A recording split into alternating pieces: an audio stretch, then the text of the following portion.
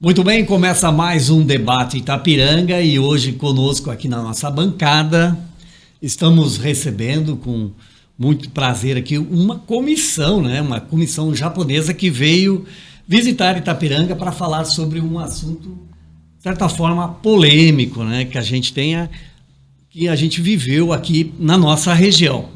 Está conosco aqui na bancada o Rick, né? Também o César, que é brasileiro, que é o intérprete, né, gente? Depois o César vai falar o nome completo aí do Rick. E também aqui ao meu lado o Leandro Maia, né? Conhecido aí de todo mundo, né? Escritor, historiador, bastante... Vive essa história que a gente vai contar aqui hoje, gente, ele vive com muita intensidade. Então, para que se entenda um pouquinho do porquê, né, que o César, o Rick estão aqui, desejar sejam todos bem-vindos, igualmente o César, sejam bem-vindos à bancada, para que o telespectador entenda um pouquinho, né, Rick? César, vamos contar aqui o princípio da vinda de vocês, o motivo que motivou vocês a estar aqui, inclusive depois aqui em Itapiranga, Brasil, depois Itapiranga, né? No dia 25 de julho, em Brasília, a Comissão de Anistia, a ENA de Stutz de Almeida, pediu desculpas em nome do Estado brasileiro aos descendentes dos imigrantes japoneses presentes na sessão, gente. Então, assim, eu quero fazer um parênteses aqui, abrir aspas, né, do que ela falou. Quero pedir desculpas em nome do Estado brasileiro pela perseguição que os antepassados dos senhores e das senhoras sofreram, por todas as atrocidades e crueldades e o preconceito, a xenofobia, o racismo, e que essa história seja contada para que isso nunca mais se repita, declarou a ENA. Então, é para que vocês começem a entender o que vem aqui depois, o assunto que vai rolar por aqui, né, gente? Então, a gente começa pedindo para o César falar um pouquinho, né, ele é brasileiro, né, que vai estar transmitindo aí ao Rick, né, essas conversas que a gente vai estar fazendo aí. Seja bem-vindo. Primeiramente, eu gostaria aqui de parabenizar, né, essa oportunidade de a gente poder falar também sobre o nosso trabalho, né? Meu nome é César, eu sou nascido aqui no Brasil, eu sou neto de japoneses, mas como eu já morei há algum tempo lá no Japão, então eu falo, escrevo japonês e venho trabalhando, né? Eu sou formado também em jornalismo, eu sou advogado também, então como eu trabalho nesse jornal japonês há quase 20 anos, então eu gostaria de explicar um pouquinho sobre esse jornal. Ele é um jornal muito grande, é um jornal impresso muito grande no Japão. O nome dele é Asahi Shimbun. O Asahi Shimbun, ele diariamente publica mais de 8 milhões de exemplares. Então, ele é considerado um dos maiores jornais do mundo. Então, é assustador, né? Quando a gente compara, por exemplo, com Folha de São Paulo, Estado de São Paulo, que, assim, quando muito, né, eles publicam diariamente 200 mil exemplares, né? Isso em todo o território nacional. Mesmo. Então, se você comparar assim, realmente o nosso jornal ele é muito importante não somente no Japão, mas na Ásia inteira, né? Ele é considerado o jornal mais influente do Japão, né? E aqui no Brasil a gente tem a nossa sucursal de São Paulo, onde a gente cobre todos os maiores eventos, os eventos mais importantes na América Latina. Então, a gente publica, a publicação é feita em japonês, para os japoneses do Japão, e a gente cobre, né, o senhor Lihito, ele é o correspondente desse jornal. Então, ele fica aqui, né, ele foi enviado do Japão para cá, para ser o responsável pela cobertura dos eventos aqui na América Latina, não somente no Brasil, né, mas em toda a América Latina. E aí ele já está há quase 3 anos, já 2 anos e meio que ele está aqui no Brasil, né? Ele veio de Tóquio, né? Ele só fala japonês e inglês, por isso que nessa ocasião eu vou traduzir, eu vou fazer perguntas, né? Se forem dirigidas perguntas a ele, eu faço a tradução e vocês vão entender perfeitamente, né? o nosso motivo de estar aqui, como foi feita pela introdução, foi exatamente em razão de... A gente fez uma série de reportagens sobre esse pedido formal de desculpas que o governo, né, na verdade o Estado brasileiro fez em relação aos descendentes de japoneses aqui no Brasil. Como é uma coisa muito grande para nós japoneses, né, para a comunidade, né, porque foram perseguições que aconteceram durante a Segunda Guerra Mundial, né, no período do Estado Novo. O Japão também assim como a Alemanha e a Itália, né, eles foram considerados inimigos do Brasil, né? O Brasil ele aderiu à guerra, né, como aliado dos Estados Unidos, né? Então, em razão disso, o Getúlio Vargas, ele, em 42, principalmente, quando ele tomou já a parte da guerra, né? Tornando-se assim, pelos aliados, né? Ele decretou alguns decretos-lei que realmente foram motivos de perseguição, né? Dos japoneses, dos italianos, dos alemães, né?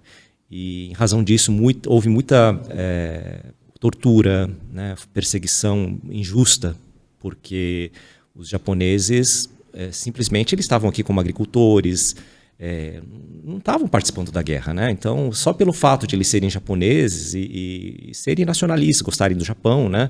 Como qualquer pessoa, né? Se eu estou lá no Japão, eu sou brasileiro, eu vou lá no Japão, eu sou brasileiro, né? Lógico que eu vou gostar do meu país, né? Isso é a coisa mais natural do mundo, né?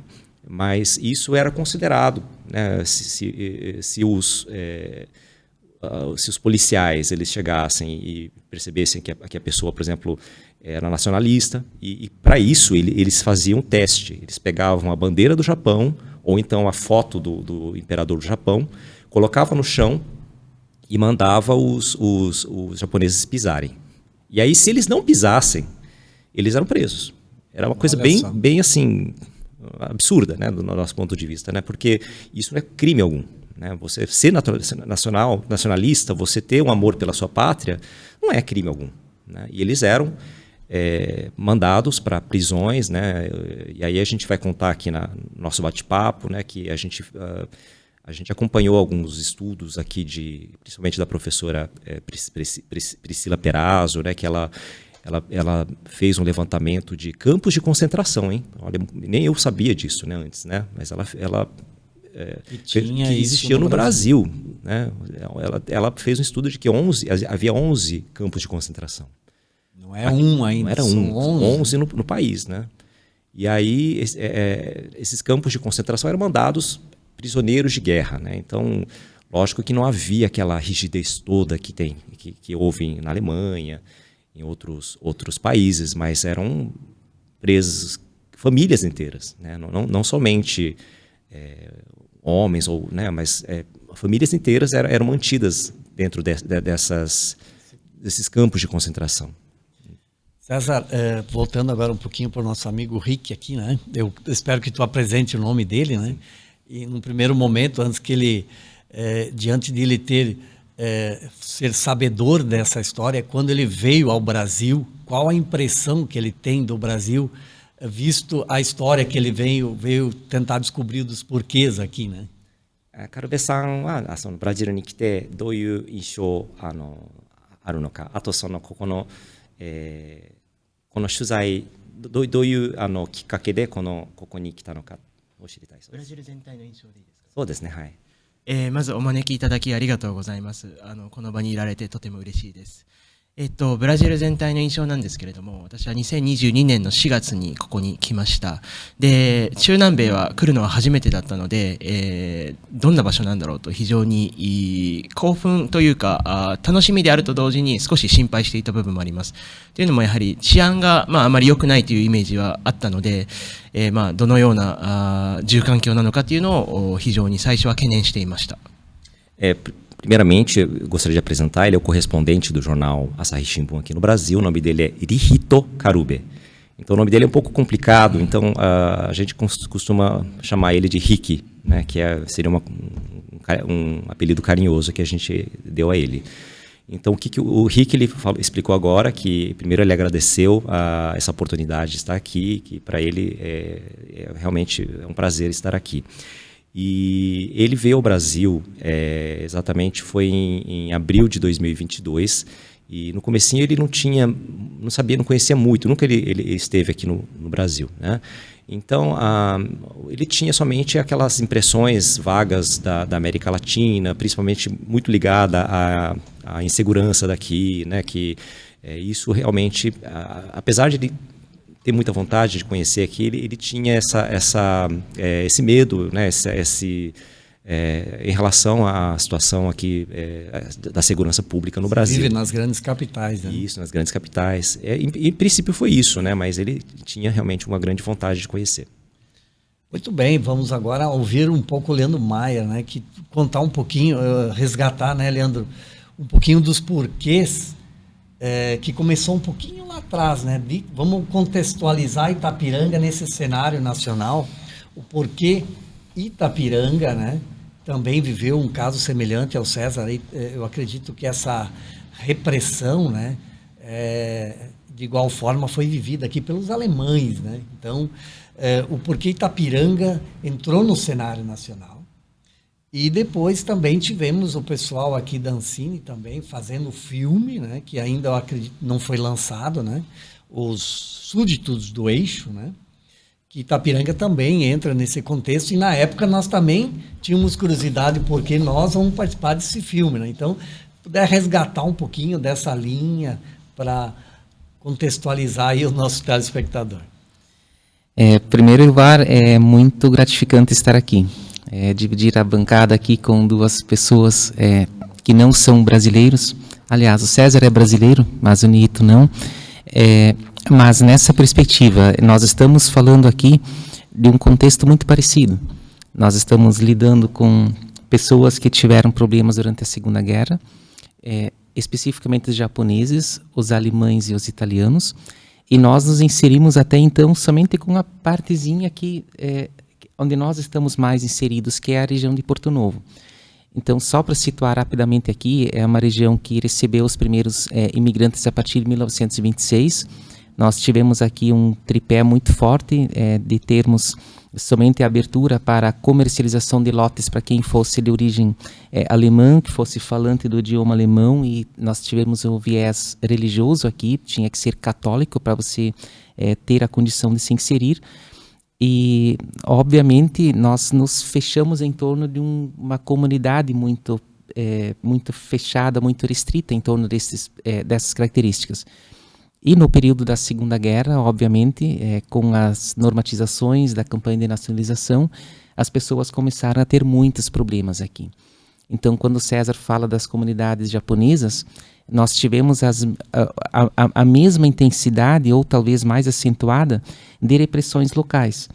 Então, isso é o que é o maravilhoso desse contexto todo, quando nós recebemos agora pessoas de uma outra nação interessados na nossa história, olhando para a nossa história, e daí a gente consegue entender que realmente aqui aconteceram coisas muito grandes, dentro de um contexto nacional, dentro de uma conjuntura macro, dentro de uma conjuntura mundial, porque era a Segunda Guerra Mundial, e aconteceram coisas muito grandes aqui, onde é um lugar onde aparentemente nada aconteceu. Então, quando nós conseguimos trazer uma documentação, porque até então o senso comum das pessoas é lembrar de fatos, acontecimentos, narrativas, são memórias, muitas delas fragmentadas, e a memória ela sempre é seletiva, você acaba contextualizando aquilo que mais te convém. Então, lidar com a memória oral sempre foi muito delicado. E, por sorte, nós conseguimos localizar um processo criminal que foi instaurado contra um sujeito local, que é o Antônio Kliman, que foi acusado pelo Tribunal de Segurança Nacional de crime contra a segurança. E esse processo criminal, então, ele acaba nos dando toda a base teórica e fundamenta efetivamente, comprova que houveram muitos excessos e que atrocidades muito graves aconteceram aqui. Então, todos esses desdobramentos, há 8, 10 anos atrás, eu jamais imaginava que nós teríamos uma visibilidade, uma repercussão do caso aqui, local, que isso tomasse proporções assim. Então, hoje, a gente conversar aqui com vocês é algo muito impactante, é algo que eu, falando pessoalmente, eu jamais esperava isso, tanto que as coisas elas são uma espécie de uma engrenagem. Do livro, nós chegamos à inserção no filme Os Súditos do Eixo. Nós tivemos a pré-estreia no ano passado, aqui no mês de agosto, em Itapiranga, mas ele ainda não está finalizado, então ainda não está disponível. Mas desta pré-estreia ou desta inserção, nós temos hoje vocês aqui.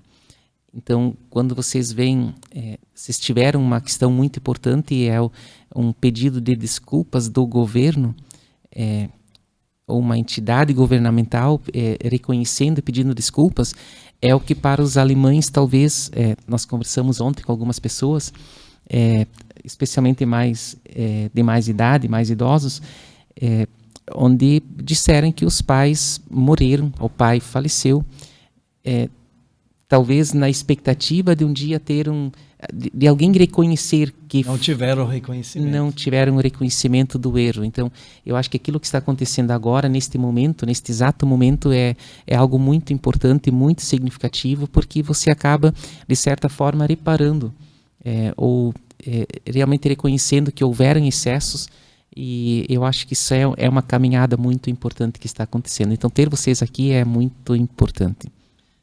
César, assim, ver uma pergunta para o Rick, né? A gente sabe que a história dos japoneses, ela se deu mais no litoral, né? Eram as comunidades ali colocadas, né, na época da situação da Segunda Guerra, onde os japoneses até foram banidos dali, né, presos, né, e de certa forma não pode contar para nós se alguns foram encaminhados para esses centros de concentração. Supostamente foram banidos dali em virtude de uma possibilidade deles serem os olheiros, né, e ajudar aí as frotas inimigas, né, ancorar aí nas praias brasileiras. O Rick, vindo para o Brasil, vocês chegaram a passar por esses locais onde efetivamente estavam essas colônias, né? E depois a gente quer saber o porquê, o interesse um pouquinho aqui em Itapiranga, onde que efetivamente não teve muitas colônias japonesas, mas alemãs, italianas, né? Então essa impressão que o Rick teve ao cruzar nesses locais. 日本人移民たちはこの特に海岸ブラジルの海岸のところでそういう24時間退去っていうのがありましたけれども、それにあなたたちの取材ではそういうところもありましたでしょうかって、どういう印象を持たれましたでしょうかっていう質問なんです。はい、最初セザルから説明があったと思うんですけれども、サントスでは24時間以内に6500人の日本人、ドイツ人もいたそうですけれどもが退去することを命じられました。彼らはもう退去を命じられて、持ち物何も持てずその場からすぐにサンパウロに向かって逃げなければいけませんでした。で、私はこの取材で2人の体験者、実際に逃げなければいけなかった人たちにお話を聞いたんですけれども、もうかなり昔のことなので記憶が定かではないんですけれども、やっぱりこれは非常に強烈なトラウマとして残っているということをおっしゃっていて、で、中にはブラジルで生まれた2世の方もいたんですけれども、その自分が生まれたブラジル政府からそのような仕打ちを受ける、それがすごく今でも心の傷だっていうおっしゃっていたことが非常に印象的でした。彼らは結局サントスに戻ったんですけれども、3年後ぐらいに戻ったら自分たちの建物や財産ですねが全てもう占拠されていたので、それらは取り返すことができませんでした。なので非常に彼らの受けた傷というのが今でも残っていて、それが今回の取材で非常に印象深かったですね。Então, o Rick ele explicou que houve esse fato, né? Ou seja, os japoneses e os descendentes de japoneses que estavam lá na região de Santos, eles receberam uma ordem de evacuar a área em 24 horas.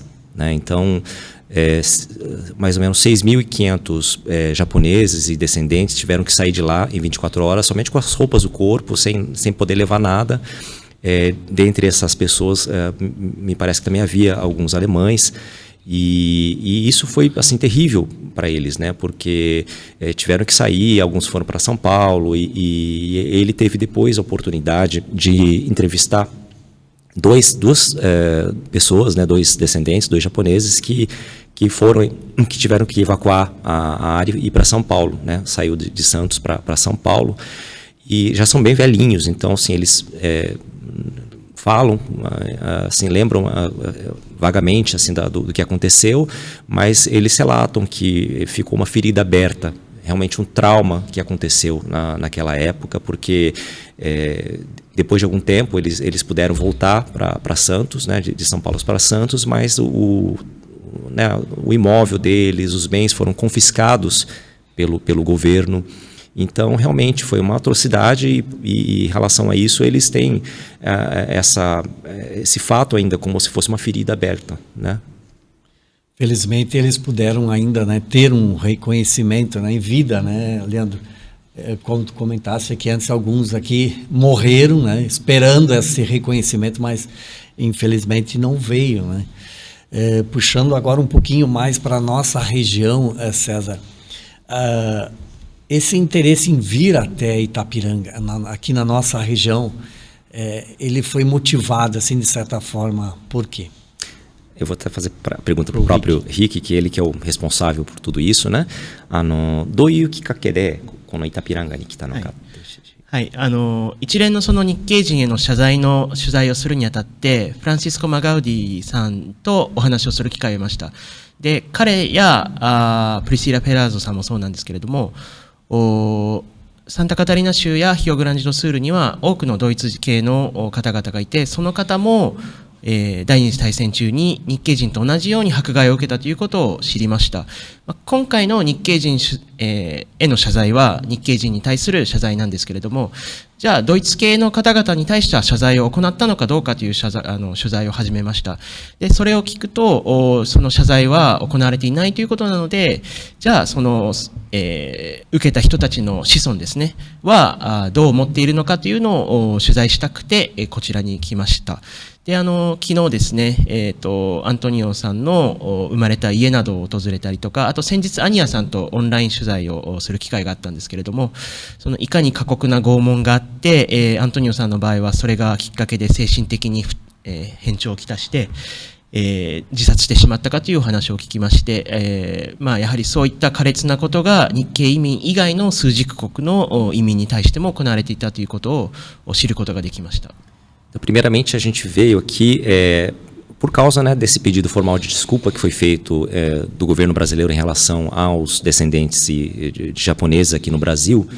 E a gente, historicamente, a gente quis saber também em relação aos alemães, aos italianos, né, que também sofreram essas mesmas perseguições. E através da pesquisa, tanto através dessa obra, né, do cineasta Francisco e da obra publicada pela professora Priscila Perazzo, a gente descobriu que aqui em Santa Catarina e no Rio Grande do Sul também aconteceram várias atrocidades, várias perseguições em relação aos alemães, né, da mesma forma que aconteceu em relação aos japoneses. E o nosso objetivo aqui foi saber, ouvindo, no caso, descendentes, filhos dessas pessoas que sofreram essas torturas, se houve, de fato, um pedido de desculpas do governo brasileiro em relação à comunidade inteira, né, a comunidade alemã aqui, né? Então, a gente ouviu a história também da Ania, né, que ela é neta do Antônio Klima, que sofreu essas torturas, né? E aí a gente soube que, em decorrência dessas torturas, ele teve um trauma, ele teve um problema psiquiátrico muito grande e em razão disso ele acabou se matando, né?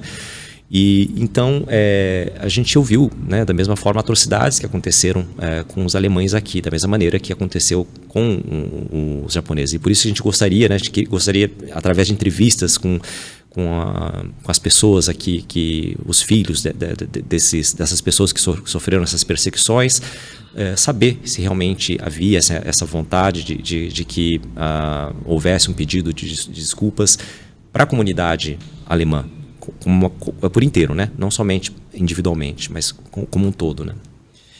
César, de repente puder perguntar ao Rick também, essa questão, sabendo agora da história, né? Vocês fizeram bastante entrevistas, né? Em todo esse processo, agora sendo conhecedor um pouquinho do que aconteceu aqui na nossa região, de certa forma a história aconteceu de igual forma, ou vocês perceberam que para os japoneses foi de alguma forma a repressão, para os alemães foi italianos, que é no nosso caso aqui, foi algo diferente, ou se as histórias se identificam?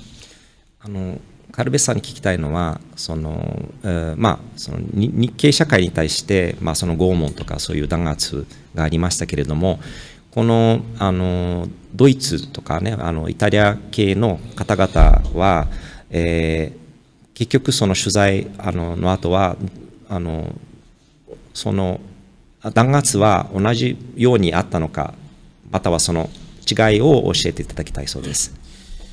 そうですね、日系人への拷問という意味では172人の人がアンシエッタ島に送られて、そこの刑務所で拷問を受けたということはあります。でその172人のうち実際に20人弱は勝ち組負け組の話なので、ちょっと複雑なんですけれども、実際に殺人を犯して、アンシエッタ島に行かれた人たちが20人弱います。ただそれ以外の人たちは全くその無実の罪で、先ほどセザルが言ったように天皇の写真か日本の国旗を踏むか踏めと言われて踏まなかった人たちが送られた。で結局今回のそのドイツ系移民への取材でも無実の人たちがたくさん今回というかその戦時中に被害に遭っているということが共通点だと分かりました。なのでそういった無実の方々への弾圧という意味では日系もドイツ系も同じなんだなというのがよく分かりました。Então, assim, a gente realizou várias... a gente fez uma apuração inicialmente em relação aos japoneses, né? E a gente descobriu que 172 japoneses eles foram mandados lá para o presídio que havia lá na ilha de Anchieta, lá em Ubatuba, exatamente por razões assim, sem motivo, né? Sem haver cometido nenhum crime, né? Dentre eles havia alguns, lógico, mais ou menos uns 20 e tantos japoneses, eles haviam cometido alguns crimes, porque aí a gente vai entrar numa história um pouco complicada dentro da comunidade nipo-brasileira, que inclusive foi publicada em um livro chamado Corações Sujos, porque havia, já explicando basicamente assim, né, durante a Segunda Guerra era muito escassa a informação para os japoneses que estavam aqui, porque eles não tinham domínio da língua portuguesa, e isso também com a repressão que aconteceu por causa do governo Vargas, de não poder falar japonês, de não poder reunir. Então isso acentuou ainda mais uma divisão entre os membros dessa comunidade, entre aqueles que acreditaram que o Japão havia ganhado a guerra, porque eles não passava na cabeça deles que o Japão seria capaz de perder uma guerra. Então, eles realmente tinham esse sentimento de que era impossível. Então, eles achavam que tudo aquilo que...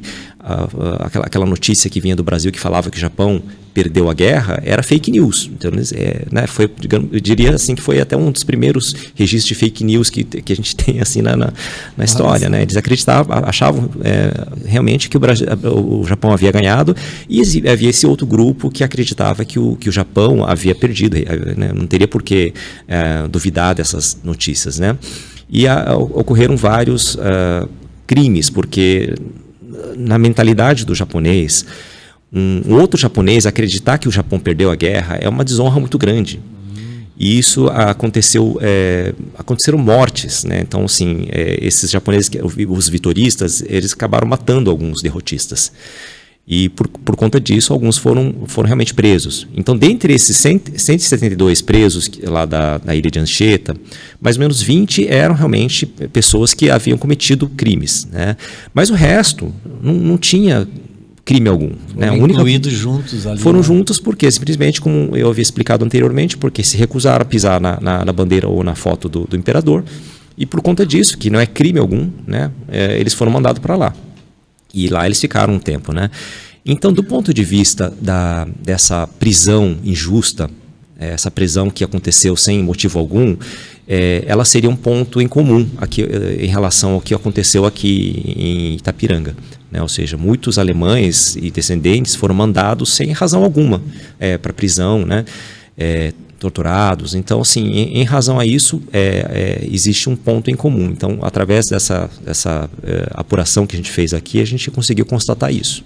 1点だけ、その拷問を受けた中には、一人、拷問がきっかけで病気になって、その数年後に亡くなった方もいました。Mais um ponto importante é que lá dentre aqueles presos que foram mandados lá para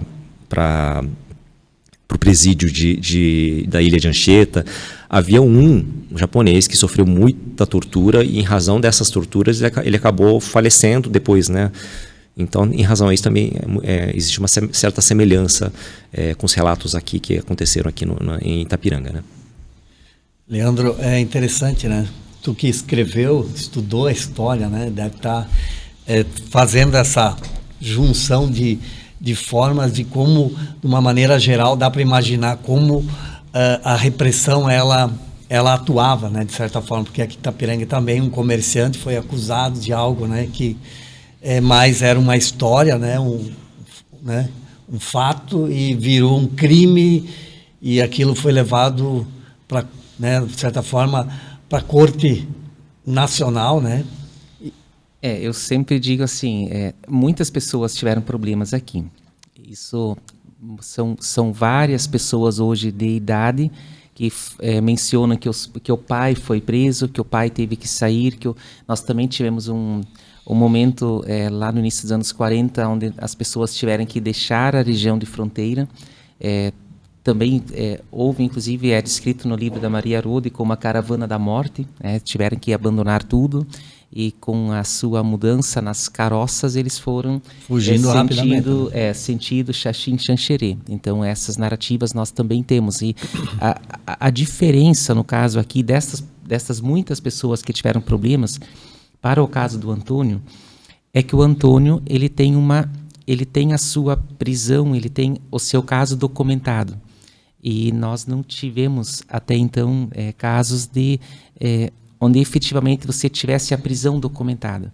Então nós temos aqui uma excepcionalidade no processo dele, ou no caso dele, porque efetivamente nós temos agora, a partir do caso dele, uma materialização, uma materialidade daquilo que efetivamente aconteceu. É diferente das outras muitas prisões que aconteceram. E neste processo do Antônio, muitas pessoas já leram o livro, conhecem a história. Lá nós temos muitas pessoas arroladas como testemunhas, pessoas que viram, pessoas que ouviram.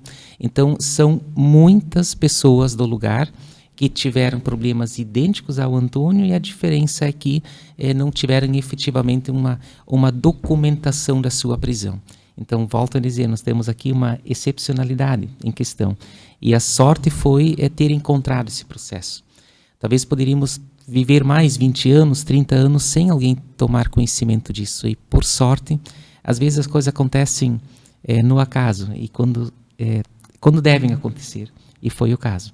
Pois é, o caso aqui de Itapiranga foi um dos primeiros casos, né? Assim, que houve o registro, né? Que foi levado, né?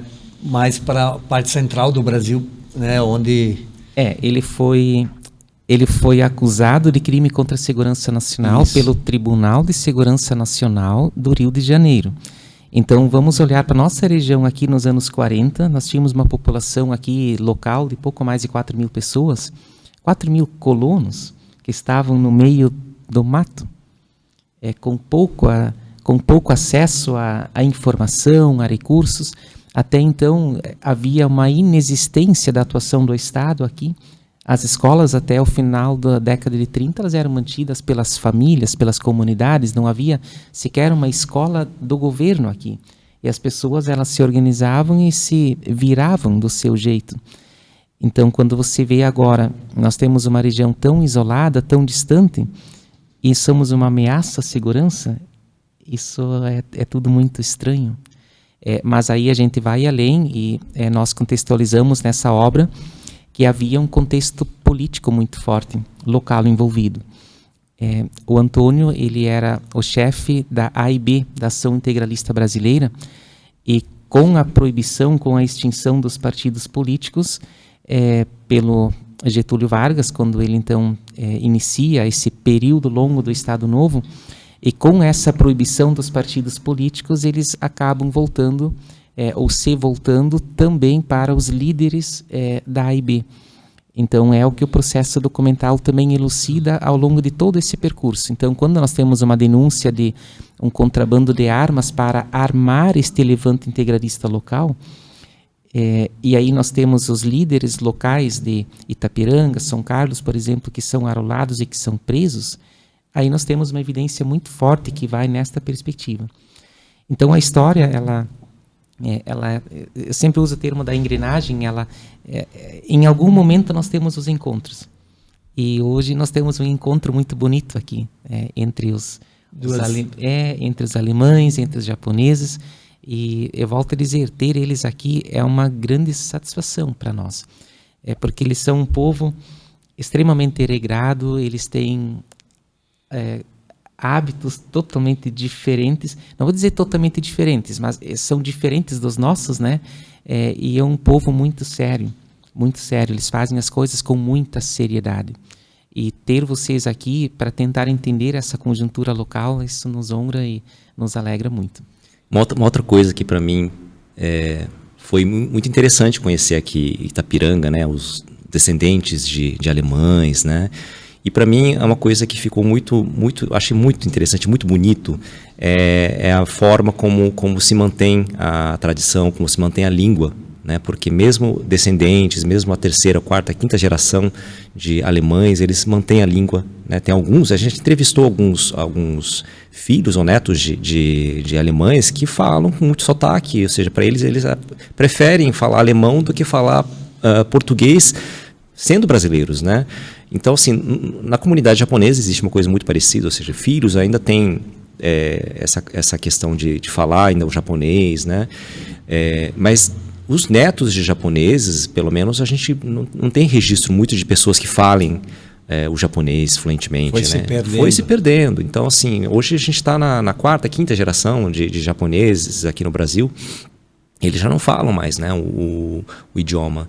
Então, até essa questão desse pedido formal de desculpa ter sido realizado agora, né, eu acho que foi em tempo de conseguir pegar as últimas pessoas, as últimas pessoas que viveram essa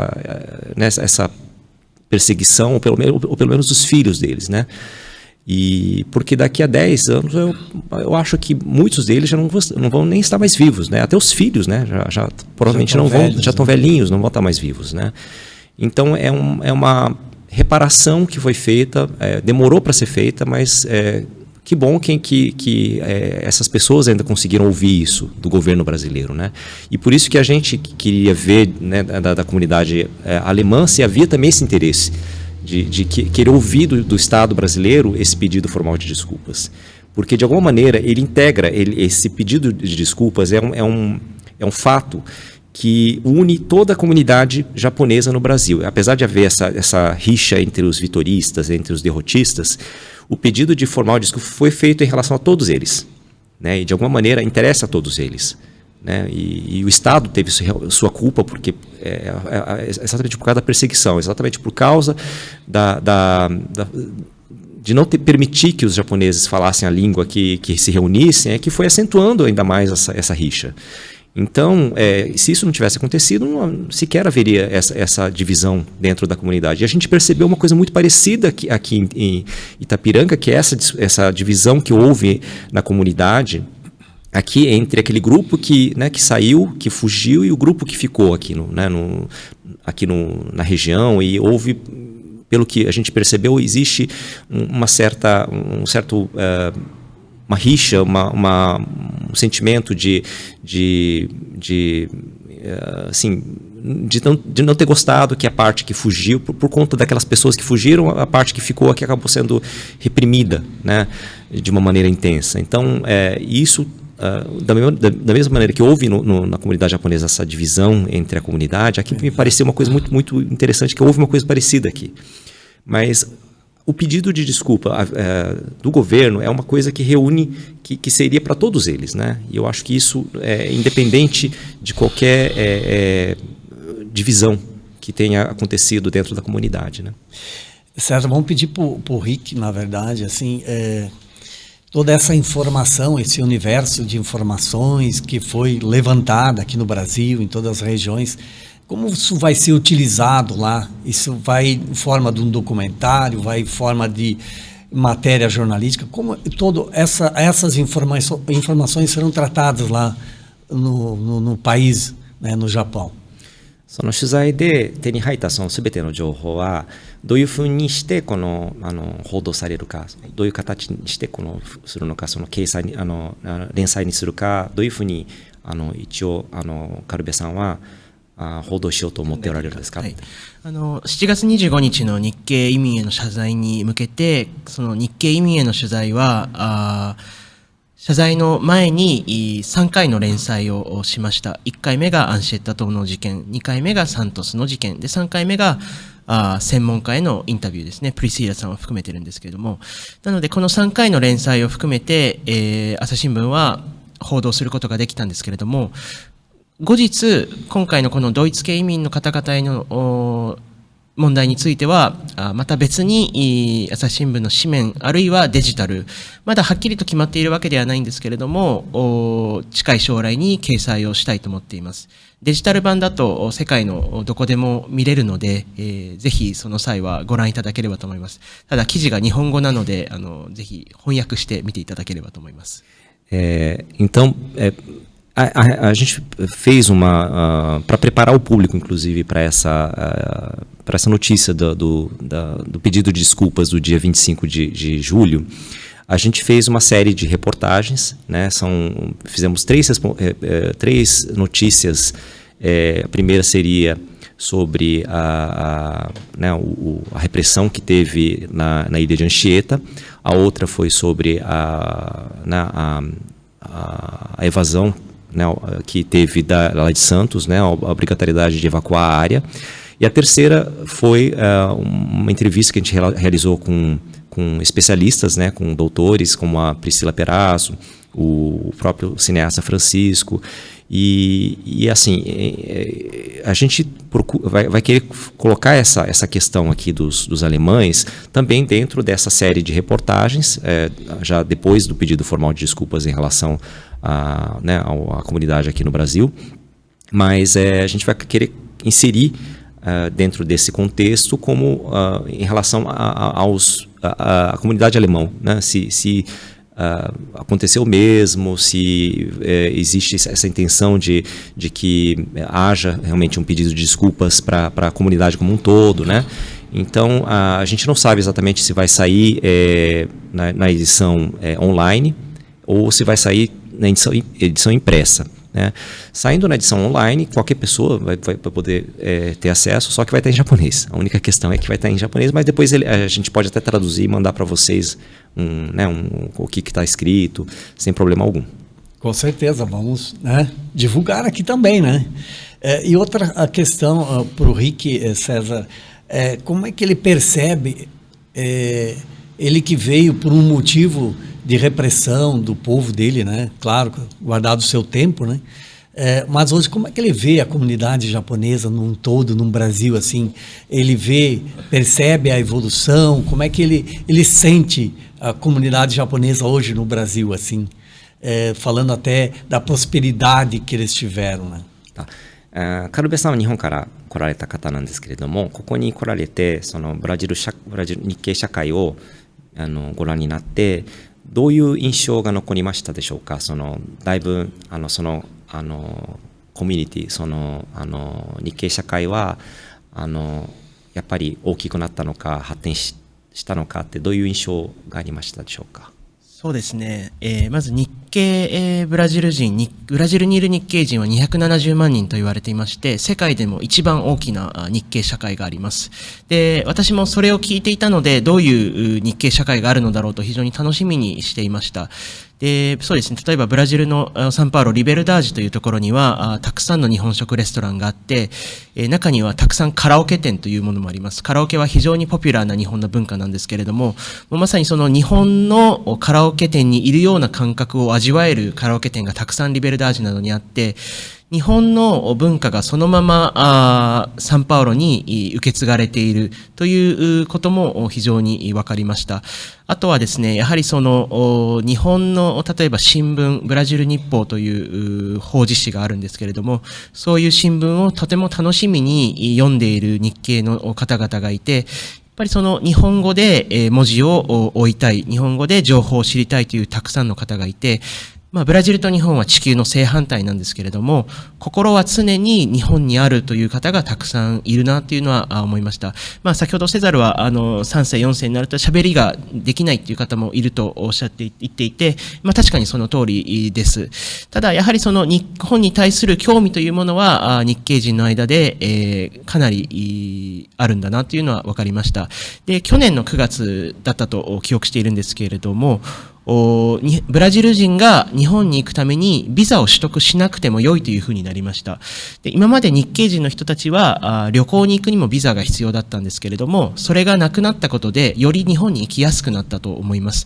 なので、さらに日本とブラジルの交流がもっともっと活発になるかなと思います。Primeiramente, como um japonês que, vindo aqui no Brasil, e vendo a comunidade japonesa aqui no Brasil, que tem mais ou menos 2 milhões e 200 mil membros, né, que é uma coisa muito grande, seria a comunidade japonesa, a maior comunidade japonesa fora do Japão, né? Então, em relação a isso, ele ficou muito espantado. Ele teve, por exemplo, em São Paulo existe o bairro da Liberdade, onde você pode... você pode ir almoçar, jantar em restaurantes japoneses, visitar karaokês, que são... Karaokê seria uma cultura japonesa, né, de você cantar as músicas japonesas. E aqui, mesmo aqui no Brasil, né, na Liberdade, você consegue ir a um local, um karaokê, como se você estivesse lá no Japão. Então, em relação a isso, ele ficou muito espantado, né? Ou seja, aqui no Brasil a gente está do outro lugar, do lado do mundo, né? E mesmo estando aqui, você consegue experimentar, você consegue passar por essa experiência de como se você estivesse lá no Japão, né? Outra coisa também que ele percebeu em relação a, por exemplo, ano passado, em setembro do ano passado, houve a isenção de vistos para brasileiros que queiram visitar o Japão, né? Até então, para visitar o Japão, mesmo os descendentes, eles precisavam de visto para entrar no Japão para visitar. Agora não precisa mais. E ele acredita que isso realmente vai intensificar ainda mais a relação diplomática, né? Essa integração entre o Brasil e o Japão, né? Partindo, né, César, desse princípio da história, né, meio trágico, né, a repressão, de certa forma ainda temos hoje uma história muito feliz, né, vendo que os alemães, italianos e os japoneses, né, prosperaram nessa terra, mesmo tendo esse início muito conturbado, né, uma repressão mesmo, teve a infelicidade. As histórias no princípio elas não são muito felizes, mas hoje as comunidades que persistiram, que ficaram, que não voltaram para o seu país pós-guerra, têm histórias prósperas para ser contadas, igualmente aqui em Itapiranga, né, Leandro? Isso é o que mais a gente se realiza e ficamos alegres, porque são pessoas que acreditaram no lugar, que apostaram no lugar, foram convencidos, obviamente, pelas propagandas de que aqui era o melhor lugar para você viver, para você criar os seus filhos, os seus netos, dentro de um contexto harmônico, religioso, inclusive. Mas você olhar para trás e ver essa trajetória, essa caminhada, estamos falando aqui dos alemães, mas isso se aplica aos japoneses, aos italianos no Rio Grande do Sul, igualmente. são pessoas que venceram, que trabalham muito, que se dedicam muito. E aí eu vejo, aqui abrindo parênteses, não sei se eu posso fazer isso, mas, ficar à vontade. por exemplo, uma questão que me chamou muita atenção de vocês, nós marcávamos um horário ontem e hoje, vocês estavam lá naquele horário, se não antes, né? Então, vocês têm um regramento muito grande de questão do compromisso, a questão do horário. É assim mesmo? Sim, aqui os japoneses, eles têm essa coisa em relação ao horário, né? Eu morei no Japão durante 3 anos, e assim, quando o meu chefe, ele falava que a gente tinha que reunir, digamos, às 10 horas da manhã, eu tinha que estar pelo menos 5 minutos antes. Porque se eu tivesse 10 horas em ponto, eu levava bronca, né? Ele falava, como assim, você fica entrando, chegou a 10 horas, né? Ou seja, teoricamente eu estaria sendo pontual, mas, ou seja, o japonês vai além disso, né? Você quer chegar pelo menos 5 minutos antes, para que ninguém fique assim, falando, onde ele está, né? Não chegou ainda, é estranho, né? Estranho. Então você já chega pedindo desculpas, né? Mesmo você estando ainda dentro do prazo, né? Realmente, os japoneses têm essa cultura muito grande em relação ao horário, até em relação, por exemplo, os trens no Japão são muito pontuais.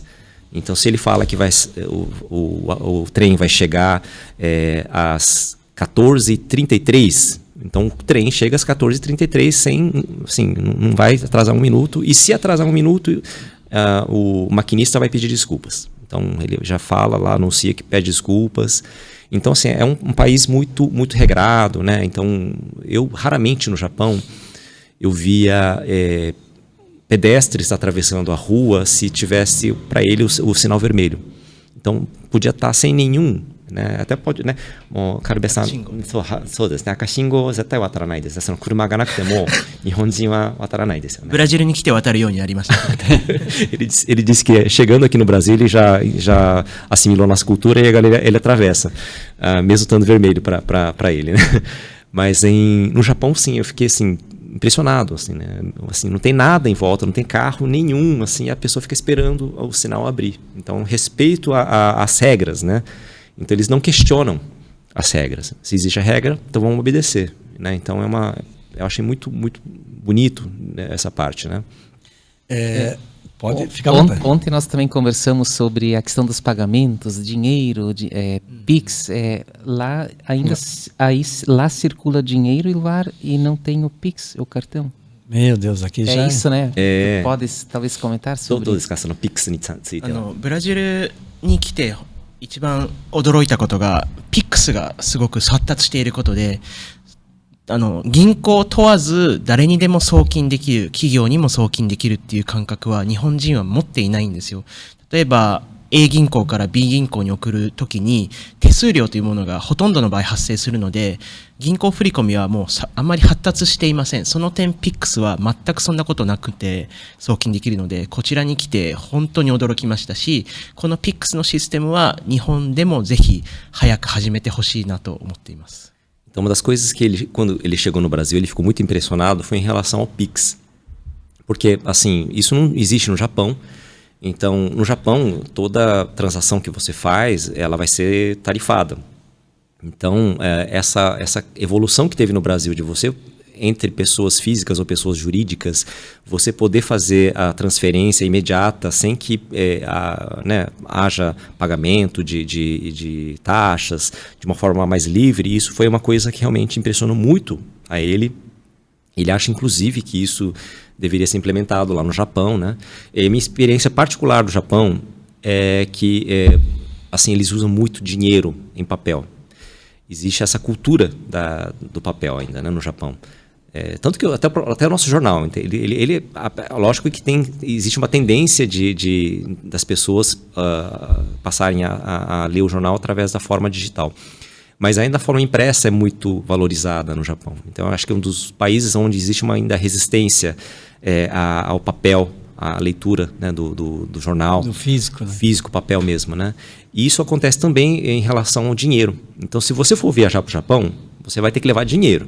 Então, vai lá no banco, compra o ien, que é a moeda do Japão, e vai fazer compra no Japão, porque se você pensar que lá você consegue pagar tudo no cartão de crédito, você não vai conseguir. Não são todas as lojas que aceitam, ou se aceitam, elas vão tarifar mais. Então, eles têm essa cultura muito grande em relação ao papel, né? A nota em si. É, de certa forma, estranho, né, Leandro? Porque a gente vê o Japão como um país altamente tecnológico, né? E essa forma digital, né, até o dinheiro também, a digitalização da moeda, né? A gente imagina, né, ou imaginava, né, não ter essa questão cultural muito forte ainda do físico, do papel, né, do jornal impresso. Aqui também a gente já está saindo, né, de certa forma, em formas alternativas, né, a informação ela chega, né, de forma digital bastante forte para nós, né. Fica meio estranho, né, Leandro? Mas nesse campo de curiosidades, né? E já que o Leandro entrou nessa área aí, muito bem, a gente também aproveitar, né, Leandro? Porque a gente raramente nunca teve uma entrevista, de certa forma, né, de alguém de fora do país, né? Então, para nós, nos honra muito aqui pela SA TV, né, estar fazendo essa entrevista aqui com o Rick, né, com vocês, com toda a comissão. E, obviamente, que a gente sempre tem muita curiosidade, né, porque eu nunca fui para o Japão, né, então... saber do Rick se nessa visita, em virtude dessa situação toda, assim,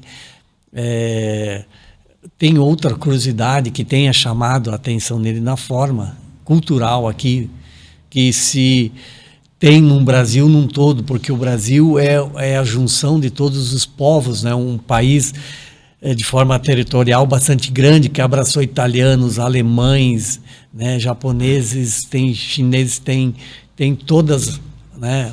A representação aí de todos os países do mundo. Então, de certa forma, o que culturalmente ainda impressiona ele no Brasil, o Rick? ブラジルに来られて、ブラジルは、ね、いろんな国の方がいらっしゃって、本当に移民の国で、イタリア人やらもう中国人とかね、もういろんな国の方々がブラジルに来られているんですけれども、カルベさんここにいらっしゃってどういうことが印象になったのかを知りたいそうです。はい、そうですね。今おっしゃったように日本はもうそのほとんどが日本人と言っていいのかな、なんて言うんだろうな、日本で生まれ育った人をルーツに持つ日本人が非常にたくさんいます。今日本には例えばブラジルで育った人が日本で住んでいるっていうケースもあるんですけれども、決して多くはないです。日本はやっぱり日本人が非常に多くを占めている国ですね。日本に祖先を持つ日本人が。ただブラジルはおっしゃったようにそうではなくて、いろんなルーツの方々がいて、本当にこちらに来て、特にサンパウロは過ごしやすいなと思います。例えばサンパウロで僕が歩いていても、アジア人だって言って、なんか変な目で見られたりとか差別されたりっていうことがほとんどありません。それはおそらくいろんな人種の方がサンパウロに住んでいて、その肌の色とかを気にすることがほとんど少ないからなのかなと思います。で、僕昔アメリカに住んでいたんですけれども、アメリカは似たようにやはり多人種の国ではあるんですけれども、やはり一回白人が多数を占める街に行ったことがあったんですけれども、その時はやはり日本人に対する少し変な目で見られた経験もあるので、ちょっとやっぱり居心地の悪さを感じました。でも今申し上げたようにサンパウロはそんなことがないので、というかブラジルはそんなことがないので、非常に過ごしやすい国だなと思います。Então, como o senhor mesmo falou, o Brasil ele é formado por várias etnias, né, por pessoas de várias culturas diferentes, né, que vieram de países diferentes, né, diferentemente do Japão, onde a gente tem os japoneses e logicamente tem imigrantes, mas muito poucos, não tem, né, dentro do país, assim, é um percentual mínimo, né, de imigrantes, né? Então, o Japão existe essa questão de ser um país que você olha em volta, só tem japoneses, e isso é diferente aqui no Brasil, né? No Brasil você vai, principalmente em São Paulo, né, você vê pessoas de diferentes nacionalidades, diferentes etnias, de cor de pele diferente. Então, ele se sente muito confortável em São Paulo, por exemplo. Ele não percebe, não sofre nenhuma discriminação lá em São Paulo, por exemplo, né, por ser asiático, porque lá existem pessoas de diferentes etnias, diferentes, né, cores de pele. Ele teve uma experiência de ele ter morado nos Estados Unidos, e lá nos Estados Unidos ele morou em uma região, assim, os Estados Unidos ele é muito parecido com o Brasil em muitos aspectos, mas ele morou numa região em que prevalecia né, os brancos, né? E aí ele sentiu um certo desconforto em relação a isso, porque as pessoas olhavam ele com olhos estranhos, então ele se sentiu um pouco desconfortável lá nos Estados Unidos. Mas aqui no Brasil, lá em São Paulo pelo menos, né, onde ele percebe essa variedade cultural grande, ele acha que é muito fácil de morar lá, ele realmente não se sente discriminado. Muito bem, César, Rick, vamos nos encaminhando aí para o final da nossa entrevista. Se o Rick, de repente, quer deixar uma mensagem aqui para o nosso canal da SA, aqui para os nossos itapiranguenses. Ok. もう最後になりますけれども、カルベさんはこの SA テレビ局の観客の方々へのメッセージがありましたらどうぞ。はい、先ほど申し上げたように、日本とブラジルは地球の正反対にあるので、非常に物理的に行くことは少し大変な国です。多分35時間ぐらいトランジットを入れて、かかるので、まあ少しお金もかかってしまいますけれども、日本は本当に食べ物も美味しくて、過ごしやすくて、とても良い国なので、ぜひ日本にですね、遊びに来てもらえたらなと思います。やはりブラジルと日本は非常に共通点も多くて、とてもブラジルは本当に日系人の過去の迫害があった後に日系人の方々がたくさん努力してくださったおかげなんですけれども、日本人に対しての印象がすごく良い国だと思います、この国は。なので親日的な国なので、我々日本人も同じようにやっぱりブラジルの方々ととても仲良くしたいなと思うので、ぜひイタピランガからね、シャペコまでまず空港で行ってっていうのもすごく遠いし、非常に物理的に大変なんですけれども、ぜひ日本のことをもっと身近に感じてほしいなと思いますし、遊びに来てもらえたらなと思います。Então, o Japão e o Brasil, eles são distantes, né? Assim, fisicamente, eles são muito distantes. Para ir para o Japão é caro, né? Você tem que né, pegar sai caro, mais ou menos 35 horas de viagem, somando, né, o período de trânsito que você tem que fazer, mas é bem distante. Mas se vocês tiverem a oportunidade de visitar o Japão é um país muito interessante, tem uma comida muito boa, é um país muito receptivo. Então, se vocês puderem, né, tiverem a oportunidade de visitar, vai ser muito interessante, né? Apesar de, eu sei que é difícil, né? Vocês teriam que ir para Chapecó, né? Mas vale muito a pena para vocês conhecerem, né? E o Brasil, eu acho que existe essa, né? Acho que até pela questão dessa repressão que teve os japoneses aqui, e toda essa história, né? No final das contas, o Brasil ele se tornou um país muito receptivo, um país assim muito evoluído, e ele quer muito que haja essa integração, que exista essa cooperação, né, integração cultural entre o Brasil e o Japão cada vez mais. César, eu queria que tu transmitisse para o Rick aqui, né? Agradecer ele, a presença, ele ter vindo aqui, a disponibilidade de estar aqui, e que nós, como Itapiranga, como o canal, a SATV, a gente fica muito honrado com a presença dele aqui, né? Vocês ter nos prestigiado aqui para dar essas informações tão importantes aqui para a nossa região e aqui para o nosso canal. Mas, カルベさんここにいらっしゃってありがとうございます。はい、ここの、イタピランガの方々ね、に対してもこの SATV に対してもカルベさんのここにいらっしゃったことは本当に名誉なことでもう本当にありがたいことだそうです。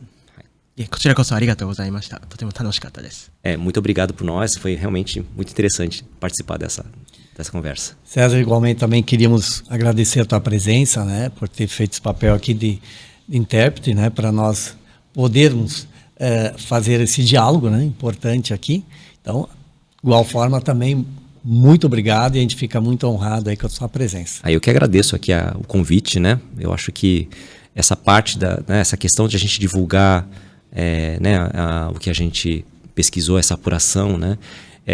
Então acho que é uma integração, né, da parte de pesquisa acadêmica, né, com essa questão da mídia. Então acho que a gente cumpre um papel social que é importante isso, né, para as pessoas, né? No final o objetivo é que as pessoas tenham esse conhecimento do que aconteceu, né?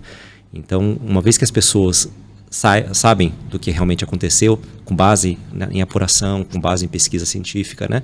Eu acho que isso é uma grande satisfação para a gente, né? A gente cumpre o nosso papel, né? Então eu que tenho que agradecer o convite. Igualmente para o nosso amigo, né, Leandro, aí, que em virtude da tua intermediação, que tudo isso aqui foi possível. Então fica aqui os nossos agradecimentos novamente por ter depositado aí confiança na SATV para trazer essa comissão para cá, e a gente está podendo ter essas informações. Legal, obrigado, Ilvar. Obrigado às pessoas que nos acompanharam e que vão nos assistir ainda. Mas assim, eu gostaria só de fazer uma reflexão final para as pessoas do lugar. Eu quero dizer para os nossos itapiranguenses, para as pessoas de origem e descendência alemã, nós temos uma história aqui muito forte, muito impactante, e não é à toa que as pessoas de outras nações, como é o caso de hoje, estão aqui para tentar entender o que aconteceu aqui. Então, dentro deste grande período da história, aconteceram muitas coisas que não estão nos livros da história, nos livros que estão nas escolas, nos livros pedagógicos, né? Mas quando a gente reduz a escala de análise, a gente percebe que coisas impactantes, grandes e muito relevantes na historiografia aconteceram aqui. Então, nós temos uma região muito importante em todo este contexto nacional, e é muito importante que as pessoas efetivamente conheçam e principalmente valorizem. A história dos nossos avós, dos nossos bisavós, eles sofreram muito aqui. Então, para que a gente tenha essa sensibilidade de tentar entendê-los e compreender a história como ela realmente foi. Muito bem. Então, agradecer novamente a todos, né, por termos participado dessa bancada aqui no Debate Itapiranga. E obrigado a você que nos acompanhou em mais um Debate Itapiranga.